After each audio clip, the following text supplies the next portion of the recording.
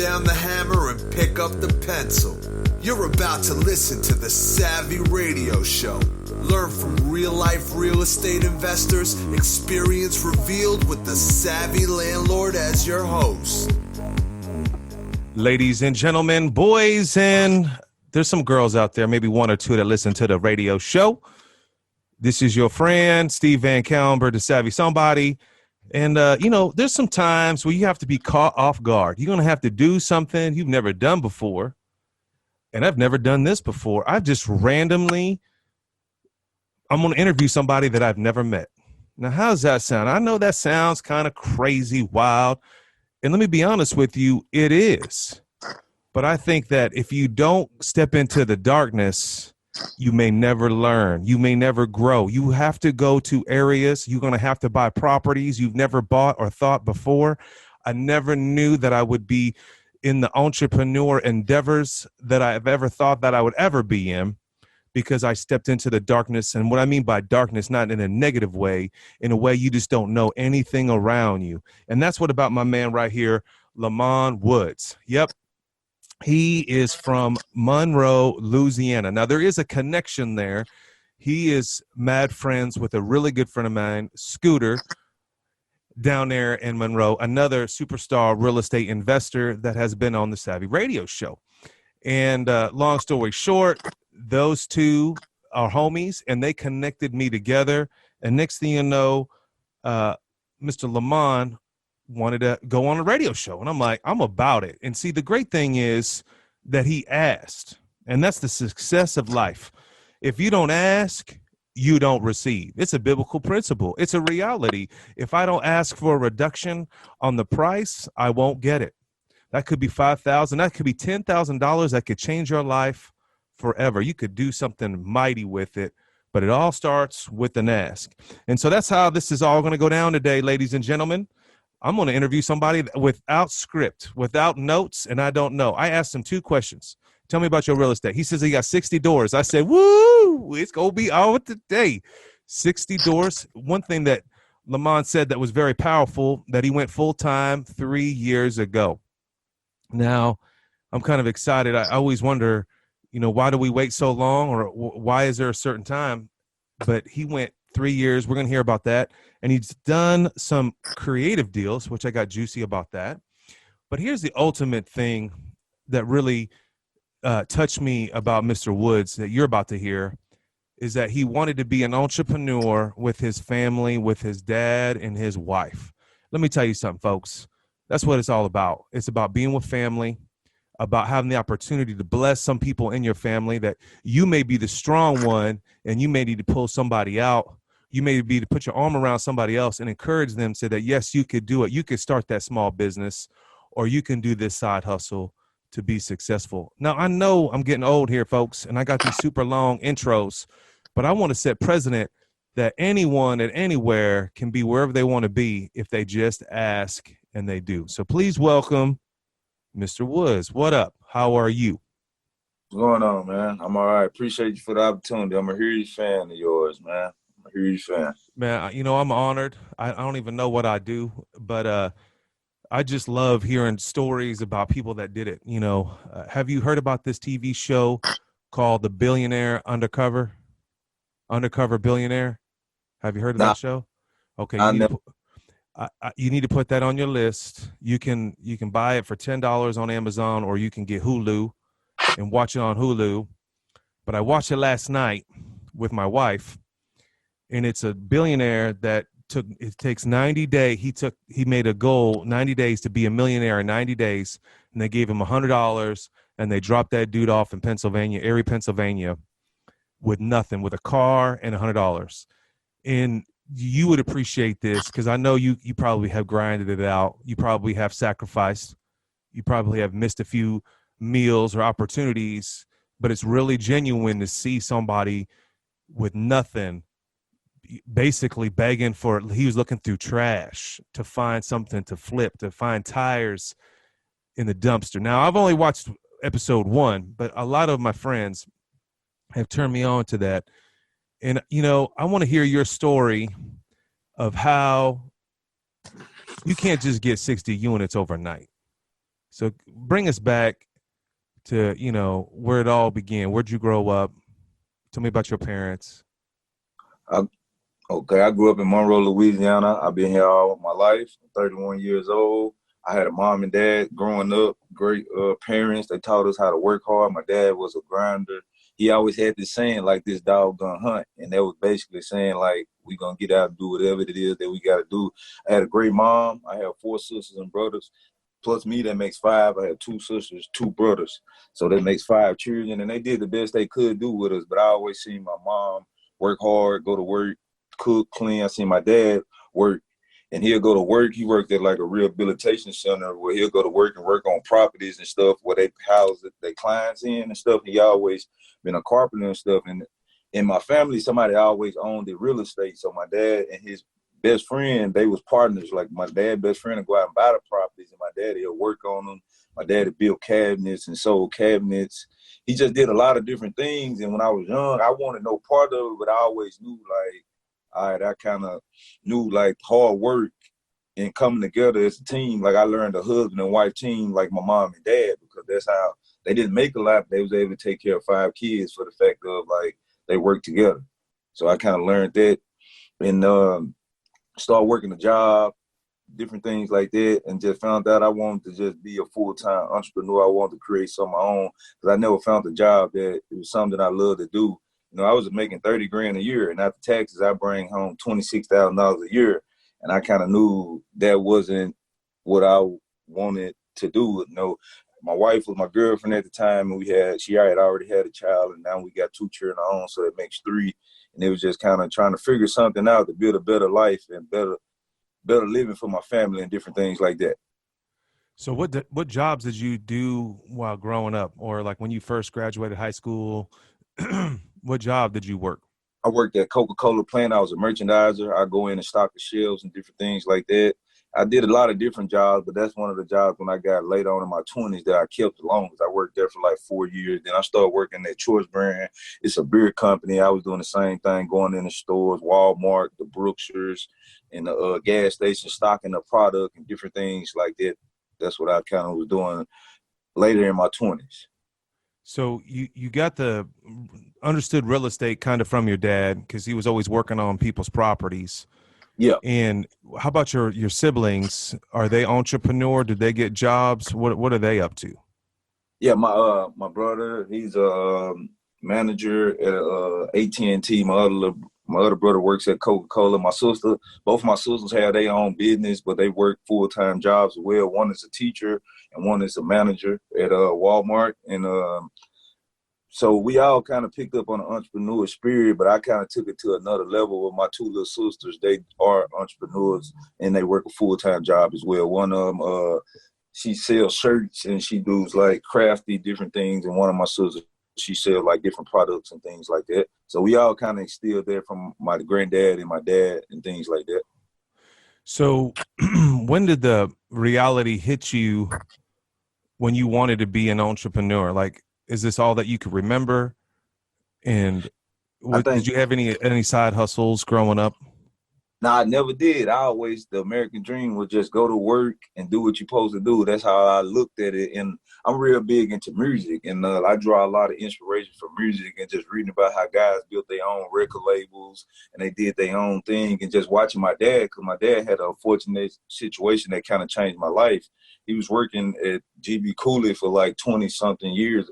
And he had hurt his back and he ended up having to have back surgery. And they wouldn't bring him back on the job because of, like, once you have back surgery, he couldn't stand up for 8 hours. He couldn't move around like that no more. And after that, I seen him just hustle and grind. He started doing plumbing full time. He started working on people's properties just full time. And we never missed a meal. Even though he didn't have a W-2 job no more, we never missed nothing because he was always out booking the next job, hustling and doing things like that. So I kind of paid attention to that as I was working the job. And then I just made a decision one day, like, man, I just don't want to do the job anymore. And that's when God kind of transitioned me on into real estate. Man, my mind's going wild. So the one question that popped in my head, you know, you saw someone that was driven, right? Something happened to them. life-altering situation, and that created a drive in that individual. How about the drive in you? What drives you? Drive me and my children, my wife, and just my family, knowing that I'm building something that's gonna create a legacy for my family. And I always tell my kids, with everything going on in the world today and how cruel it can be, I want to give them options. You know, I know we grew up, it was kind of limited because of my mom and dad. It was 5 of us, and they did all they could. You know, growing up, I thought they made more than what they made because of in my neighborhood, I had a mom and a dad, so it was different than my friends because most of my friends didn't. So kind of like I thought they actually made more, but then as I got older, and my dad told me how much he was making at Cooley for all them years, I was like blown away because I was like, man, now that I know money and how the economy works and different things, I was like, how we was able to afford this, how we was able to afford that, and different things like that. You know what it is? Sacrifice. Yeah. Yeah, and I learned that my mom and dad went without a lot to provide for us. You know, I played sports in high school and different things like that. My little sister was Miss Carol. She was in the coronation, the homecoming, and all that. So just knowing they can pay thousands of dollars for my little sister to do that, you know, they always bought me football cleats. They always bought this. They always bought that. So it's just knowing, you know, that makes me emotional when I sit down and talk about it now, knowing what I know at 31, how much my mom and dad sacrificed to be able to take care of all 5 of us, and we didn't miss anything. Like, I can't count a time growing up that they just like, we didn't have it. It might have been, it got to wait, or it might have been pushed back a little bit off schedule, but it was never like, we just don't got it, so y'all can't do it. I know, man. I I get emotional too when my mom worked 3 jobs, and at the time I was angry. You know, I didn't understand. I thought she was mean because she wasn't around, and I was a terrible child, and I would be frustrated. But now, you know, at 40-something years old, I'm like, man, would I do that? Would I sacrifice? My mom didn't work 3 jobs, didn't have no life, just so I could have a better life. And I think that's important to see, you know, what it's really like out there. People think that, you know, all of a sudden you got so many units. I mean, 60 units is above average, right? I mean, you know, that's why I really want to know, you know, most people are happy with 5, 10. You know, when you roll to 29, I know Louisiana's numbers are, you know, not robust. You're dealing with lower rents, I'm assuming.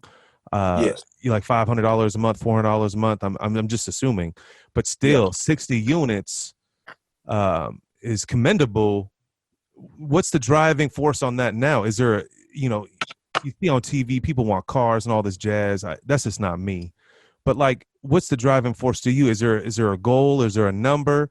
Is there a lifestyle? Tell us more about that.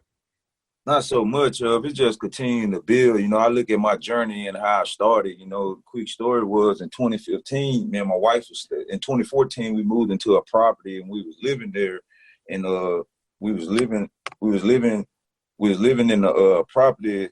We was living in a property for like a year, and then my wife said she wanted to buy it. And this house, like like how you say in the ghetto. You know, this house was in the ghetto. We was paying $550 a month.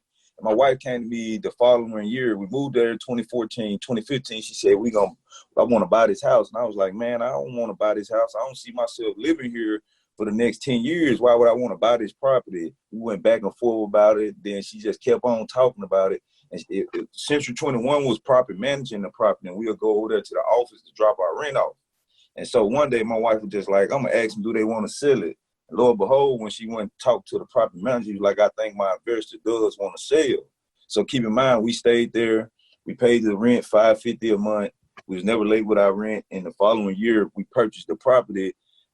She ended up wanting $15,000 for the property because she thought we was good tenants and we was young. So we ended up going broke.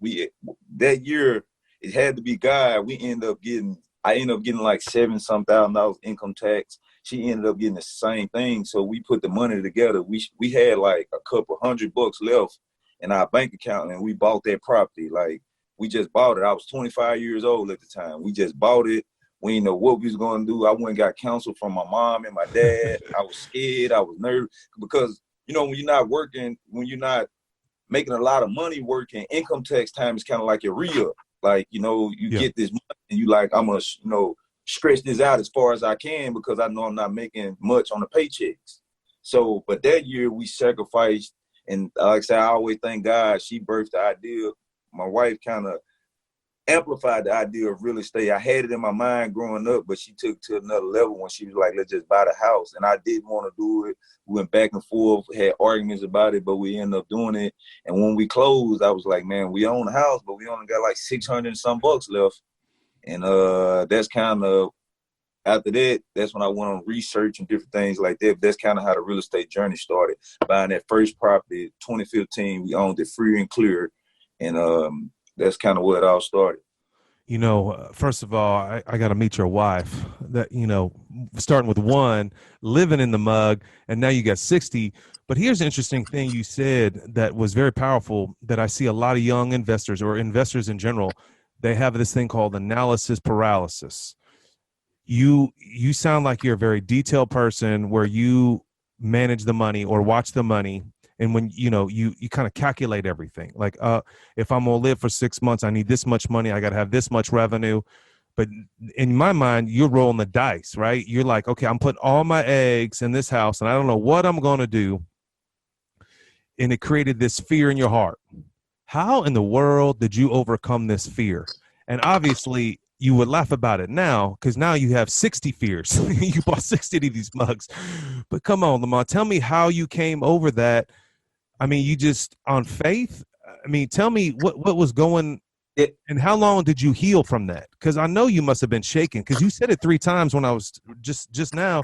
I didn't want to do it. We argued because you had fear that if you bought this thing and it crashed, there goes all your money. How did you overcome that aspect? I kind of took heed to what my wife was saying, like we won't have to pay rent. You know, my dad was a carpenter. We don't got to worry about waiting till the people come out and fix stuff and different things like that. And we had already did a little work around the house with our own money. We rarely called our landlord and stuff. So I kind of took that into consideration. And then I was getting to the point. I always tell people when you get 25, that's like that year for me. That's like you just not entering the playoffs. You ain't made it to the Super Bowl yet, but it's kind of like your mindset and your life start going in a different direction. And when I was 25, I just wanted more out of life, man. I just looked at what I was making, less than 30 grand a year. I looked at what I was bringing home. My paycheck was the rent. Like what I was getting every 2 weeks was 600 and some bucks. My rent was 550. So just do the math on that.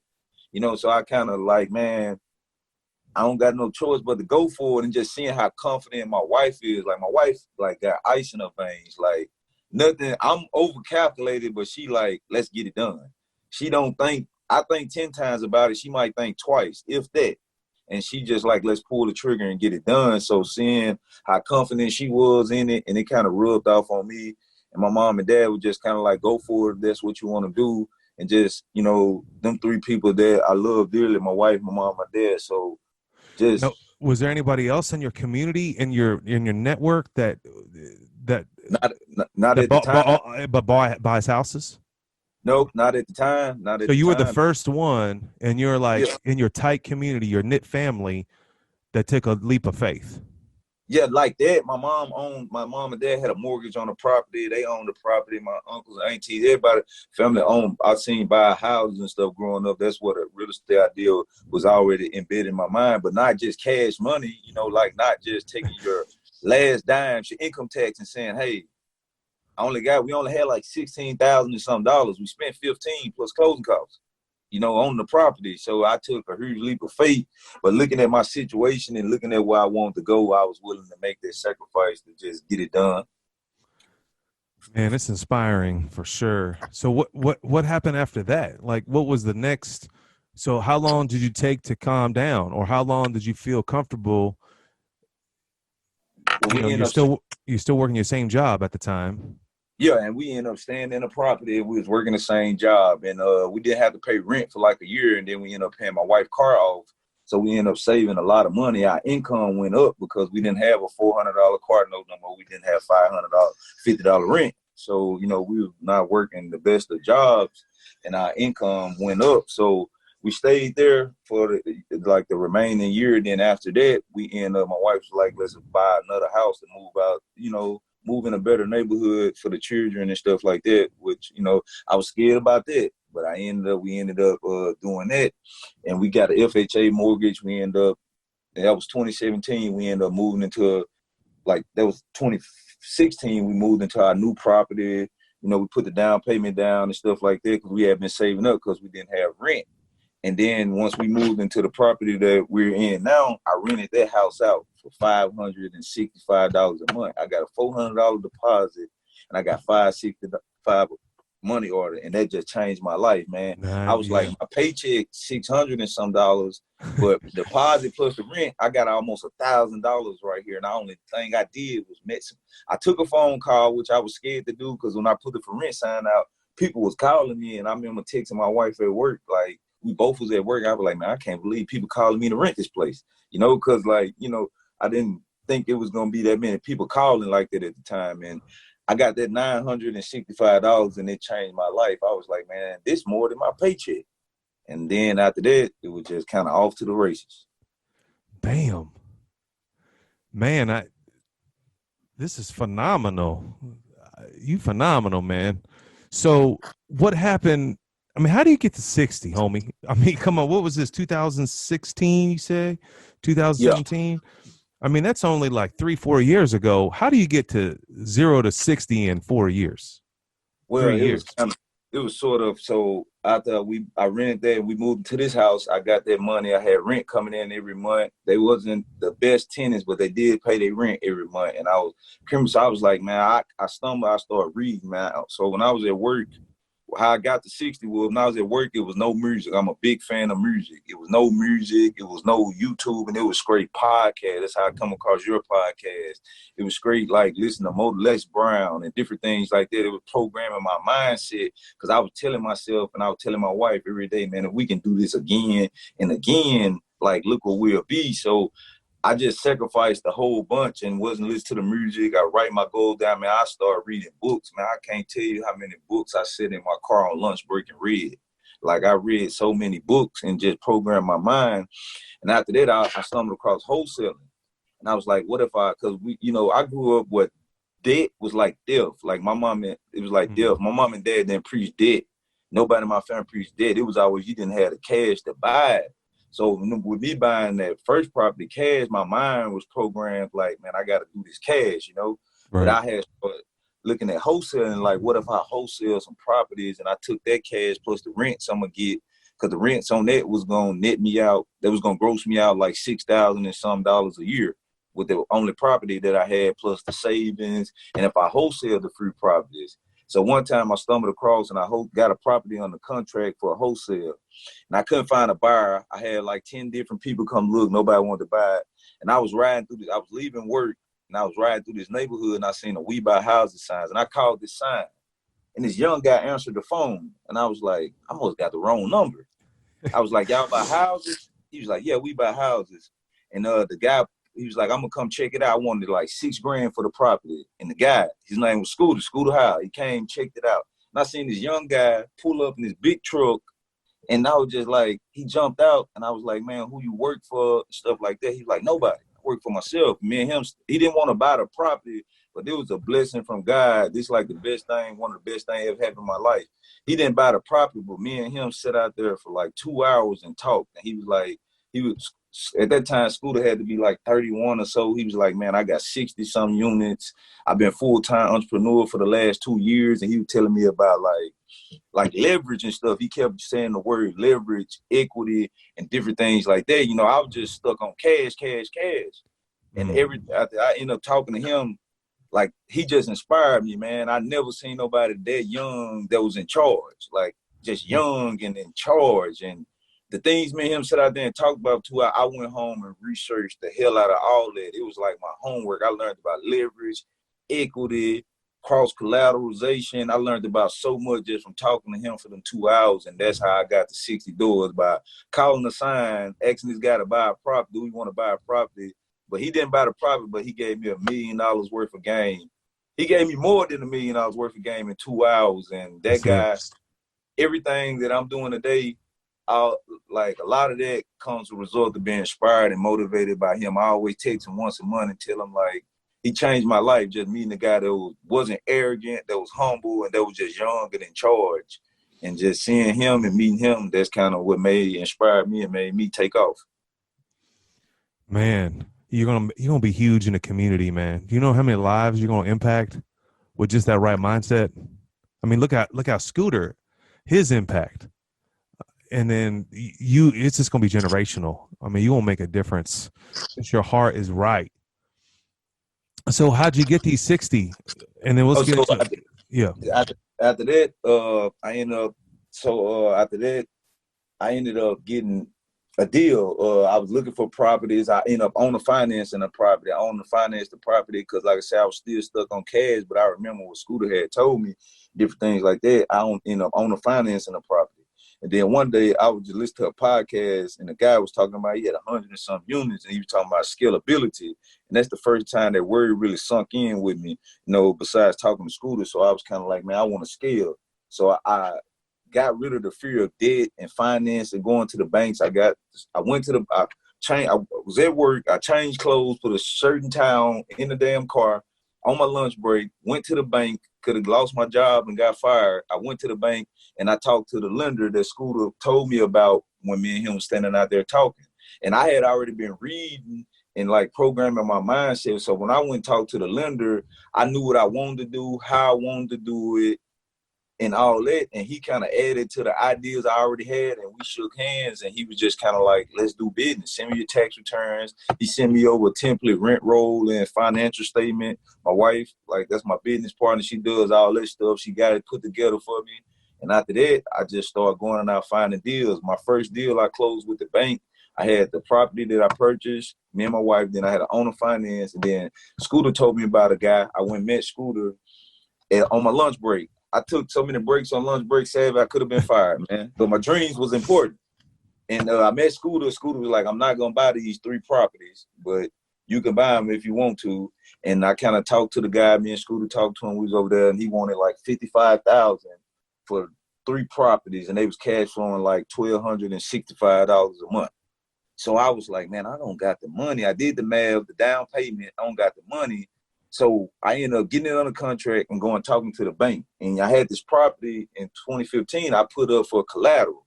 I put that property up for collateral, and it covered the down payment for the 3 properties that I added. So then it went from me having 2 to 5. And then what I realized that, man, you really don't have to come out of pocket. It's really creative ways that you can do this with collateral, cross-collateralization, and different things like that. So after that, I just found another deal. I went to the bank, got it under contract, and they was like, well, you still got equity in the property you put up for collateral. Closed on that deal. So the total went up to that was 2 properties. It went up to about 7. And then after that, man, I just kept on getting out there hustling, calling Scooter. I done bought a bunch of properties from him and other investors that he done told me about. So everybody I kind of met and know was through Scooter, because you can't go nowhere here and mention real estate without somebody knowing that guy. That guy is like a big deal. And not so much just being a big deal in real estate, he really genuinely helps people. He never charged me a dime, and stuff like that. So that's how I kind of scaled to that point, just getting out hustling, me and my wife driving for dollars, getting out in the neighborhood and just talking to sellers and different things like that. I never been one to buy stuff off the MLS and different things like that. I want that direct contact, talk to the seller, board that out, and just kind of get it done that way. All right. So, man, this is an amazing story. You definitely need to write a book someday or write an article. You could transcribe this podcast, and it should inspire you to rewrite, because there's a lot of details in there, I think, that are money, like the sacrifices that you made, just the relationship building, and definitely homage to Scooter. Now, you mentioned a couple times, you mentioned that, you're worried about losing your job, right? So you got this monkey on your back, this job. How in the world did you quit your job, and how did you convince your detailed self, your analysis paralysis? Did you set a goal? I'm going to quit this job when I make this much money, or I'm going to quit this job when I get to this part? When did that come into play? It wasn't so much. I didn't know that part about the money. I just knew, like, what investors were doing in the area. So when I go to the school, they got a landlord club. I go to the meetings once a month on Thursdays. I skip work, go to lunch. I skip work and go to lunch with Scooter or other investors in the area. And I was just like, man, this is what investors doing. They're out hustling, finding deals, and they're getting stuff done, and they not pent up at a job all day and giving them 8 hours when they can focus that in their business. So it was kind of like looking at the end goal, but working backwards, though. I kind of looked at so what we was doing in the beginning, I'd buy a property, me and my wife or dad to go in on the weekends, or when we got off work, we'll fix on it, we'll get it rented out and stuff like that. And I was just like, I made up my mind when the job started to compromise my goals and my dreams and what I feel like I wanted to do, I was going to leave the job. So I said once I got 20 doors, I was going to leave the job. And it didn't kind of go like that. In a way. So that was the mindset behind leaving the job. I just looked at what the other investors were doing. They was movers and shakers. They was out all day on the phones, talking to realtors, talking to wholesalers. They was hustling to find this. So I kind of used the law of attraction to kind of help me get out the job, because I just figured to be a big investor, well, I'm still not big as those guys, but I figured that just to be a good investor, I had to focus on what I was trying to build in my dreams and not nobody else's dream. But there's a lot of sacrifice in between that, though. Yeah. You said something I think you should put on your quote board that I'm going to put on mine. It says, when I decided to quit my job, this is my paraphrase, but I wrote this down. I go, when my job started compromising my goals and dreams. Come on. Yeah. Yeah. That I'm telling you right there, man, that's humbling. When my job compromised my goals and my dreams. I mean, how many people in this world bow down to the slave of a job because they think that's what they need? They need that type of security. I mean, you did this, 15,000, and here you are, over a millionaire. When did you ever realize you became a millionaire? Have you ever woke up and said, I'm a millionaire? I know you don't live like that. I know you don't think like that, because I don't think like that. It's even funnier when I wrote up my bio the other day, multimillionaire. I'm like, this is crazy. I remember the time I sat down with my accountant, and at the same stage that you're at. I mean, I probably had 25, maybe 40, 50 units at the time.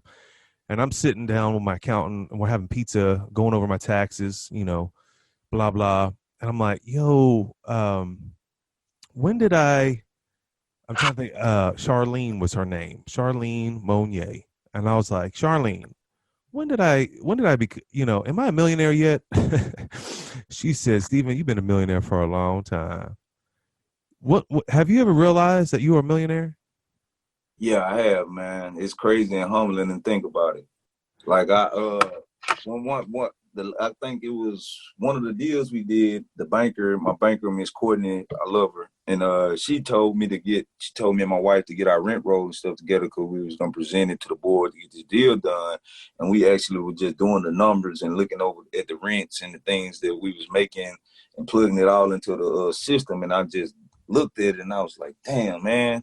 Like, damn, it just kind of went off my mind. Like, man, I really reached the goal that I set for myself. But I didn't get too, I told my best friends about it, but I didn't get too, because I know it's still work to do and numbers to be put on the board. So kind of but it was just crazy, man, because I started this with just like a dream and just sacrifices and like just that $15,000, and, that from income taxes, and just to be able to get to that point.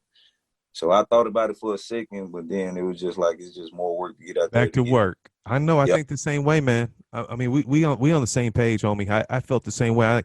Even today, I don't even think about it or even call myself it. I have to remind myself, I'm just now, 20 years later, feel like I could actually partake in the fruit of the labor. But in my mind, I'm like, I'm just a human being. I'm no special. I'm going to go out there and find deals and make it happen. Yep. So, I mean, you have superstarred your ultimate dream. My simple dream was just to own one crib. Where I'm at today is just crazy. I know you feel the same way. What does it look like for you in the coming future? 5 years, 3 years? What goals do you have? Do you have a vision board? Yeah. And do you write them down? Do you, I could tell you where I went wrong. I could tell you one. Well, let's talk about yours. So do you have is it, you just love this lifestyle that you're working as a real estate investor for right now? Is it, do you live and stay in Louisiana for life? Do you buy a house somewhere else? What's your goals that you have? My goal is just continue to reach financial freedom. And my number one goal is to retire my wife. Like, she supported me. We had our ups and downs and different things like that, not always agreeing and different things like that, but that's part of life, But from the jump, she's always supported me, even when I wasn't the person that I am today. I had to grow into this person. It took till I was like, I started turning the corner at 25, but I really didn't get there till I was like 28, 27. So, like, just getting her out the job, and like when she's off, I get more done because of she's like, she answers the phone, she deals with the day-to-day for us, the tenants calling and different things like that. She goes out to the office and lease properties and stuff like that there, and she does the books and stuff. So I just feel like me buying more doors and trying to scale up can replace her income at the job and get her out the job, and then I can run the business more efficient as I want to, and just growing, man. My goal is just to continue to grow, continue to build, to make sure my kids have everything they want and need, and making sure they're in the best position. And my ultimate goal is to get them to work in the business, like trying to create a family business. Like my dad works for me full time, like I bought enough properties so when my dad didn't have to go out and book this job, didn't have to go out and do this. He helped me on the weekends. He didn't charge me a dime. I saved thousands of dollars on labor. I just gave him money out of the kindness of my heart. He sacrificed so much to help my dreams come true and taking care of me and my brothers and sisters while we was young. So with him working for us full time and being able to be in position to provide steady income from him where he don't have to worry about the next job and situations like that, being able to purchase a house and give it to him, when him and my mom got a divorce, that was different for me and all my brothers and sisters, and being able to be in position to give my dad a house and be like, hey, you don't never got to worry about paying no rent or nothing of the kind. So just continue to build and grow. My mother-in-law helps us out. She cleans up the properties when we have turnover. She does a lot of different things for us. So just trying to create something for the family that's going to outlive us and the next generation, our children and our grandchildren, be able to like understand the work that, me and my wife did to provide for our family in the community. My best friends, Derek, Jeremy, Pierce, Emmanuel, like we have a real estate kings group. My best friends, they buy properties. Those guys are millionaires too. They are buying properties. They always doing stuff and working on other businesses. So just being able to do this and give back, man. Like I always tell Scooter about all the houses and all the cool stuff that he do, but man, I just really respect and appreciate that guy for being humble and giving back. Like the guy always giving back, and that's kind of some people look at the house and what he do, but I always looked at that was the distinguishing factor for me, how he gave back and he helped people and he never really wanted a dime out of it. Yeah, Scooter is an amazing friend, man. I'm telling you right now. Amen that cat's in your life. All right, we're gonna wrap this up. What's the things that you wish you would have knew before? Is there anything that looking at this journey, was there anything that you wish you would have figured out sooner or faster? That you can scale, like that you can really scale. That you just got to know how to remove yourself and focus on more important things. I listened to a podcast one time. It's like you want the $10 hour job, $100, whatever, or $1,000 hour job. I know you talk about that all the time, and I just look back on doing a lot of that work ourselves in the beginning. But it made me who I am today because I know construction and I know remodeling. I know how things can be fixed a cheaper way, and I can't get beat by contractors because if he come over there and say it's a $2,000 job, I'm like, hey man, I spend my weekends doing this with a full-time job. I know this is a $400 job now. So and just buying in bulk. That's one thing I learned from school, to buying package deals and different things like that. That's how I scaled to 60, because I was just like, man, I want to buy this one house. But then I got to the point the last couple of years, I've been buying package deals. So just knowing that you can buy in bulk, and you can get, sometimes when you buy in bulk, you can get a bigger discount because you buy all the landlord headaches instead of one cherry picking one property. Right. So like I wish I would have knew that earlier. So I probably would have more doors if I didn't spend like 2 years just buying one or two or three. But if I knew I can go out there and like really do a big deal, getting out my own way, that was my biggest thing, getting out my own way. That's awesome.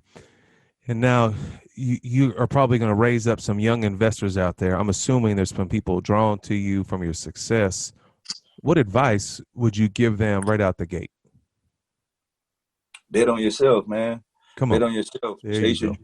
follow your dream. My thing was I didn't know specifically it was gonna be real estate, but once the seed was planted in my mind that I just wanted to do my own thing, man. If that was flipping burgers, they had to be my burgers I was selling. I wasn't selling McDonald's, So it was kind of like just betting on yourself and knowing that, man, like this either gonna work or it ain't gonna work, but who I'm gonna get mad at? Myself. So when you know you gonna be the one held accountable, you'll get that shovel and dig a bigger ditch than you actually think you would if your back was against the wall and you just wanted to do something for yourself. Yeah. I have a podcast I interviewed a dude the other day, comes out on Tuesday, but he quit his job and he took a mortgage on his house and he only had 28,000, which is a lot of money. I mean, don't get me wrong, but he said that it would only last him for 6 months. And he burned through all that money. Like you said, his back was against the wall. He betted on himself and he had no other options. And then within 3 years, he like quadrupled, was making $500,000 a year. It's incredible. It's incredible. But I think that's where we have a little self-esteem issue. People don't believe in themselves. I mean, obviously you have a strong self-esteem. You had a great upbringing from your mom and dad. What do you do now? I know you do personal development. You read Les Brown. Oh no, I could not live without Les Brown and Eric Thomas. Do you have any other regiments for you to keep staying positive and above fray, especially with this climate of racism, all crazy and just suppression? How do you keep light? How do you stay positive? I mean, I got this little, over the years, I acquired these composition notebooks, man, and I keep these little 98-cent composition notebooks. I just write out all my thoughts every morning.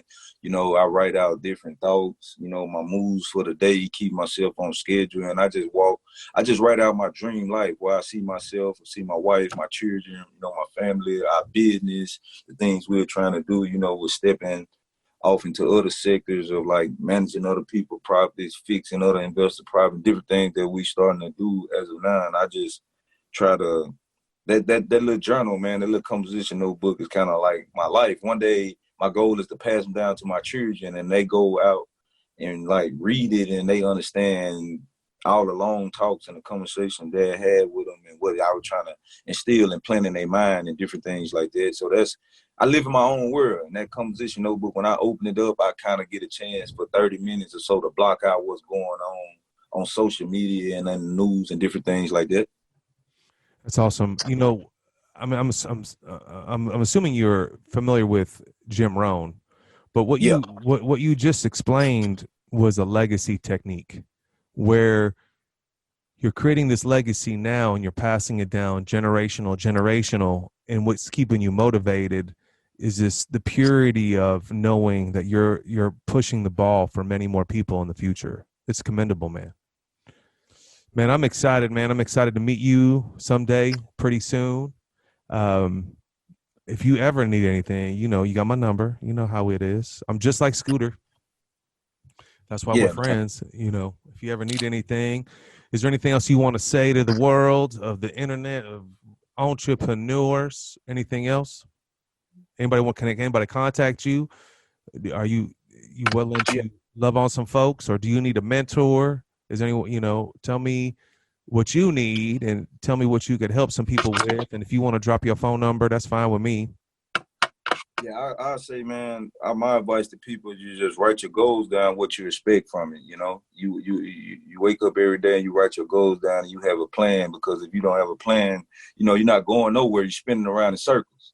So I just kind of say, write your goals down, expect from it. Don't give up. Like, dreams come true. Like, I started this and I thought I had to have a lot of money starting this, and I learned out about, you know, honestly got to this point and I ain't really came out of $0 acquiring real estate just from the simple fact of being creative and understand making it easy for the banks and different things like that. So like dreams come true, man. I just say work hard, stay down, and do what you got to do. It's going to be adversity, but don't give up, don't quit. And understand, like you just said about the guy earlier, you know, that made this student quit his job and draw out the mortgage on the property. When you're doing something that's bigger than you and you got like another purpose, you wake up every day like, man, I can't let all these other people down.